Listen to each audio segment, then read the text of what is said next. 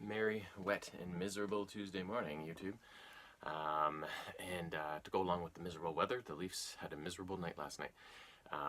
The Nashville Predators were in town, and much was talked about before the game about how they got one of the best goalies in the league. They have arguably the league's best core of defensemen, and how would that stack up against the Leafs' high-octane offensive attack? Well, it turns out the Leafs lost 4-0.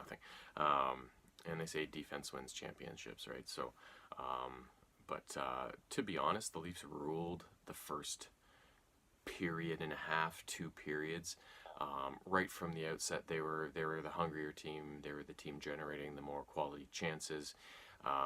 Despite that, by a little past the midway part of the first period, the Preds had gone up 2-0. One in part to a power play goal, screen that Hutch couldn't do anything about.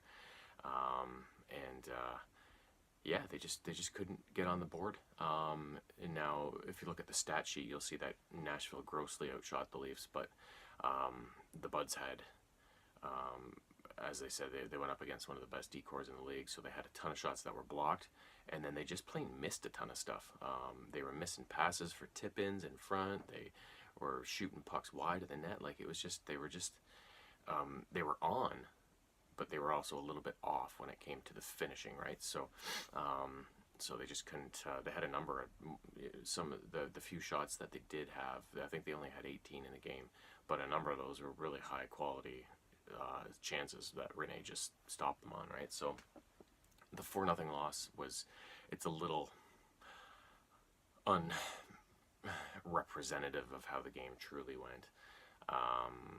It was just one of those games.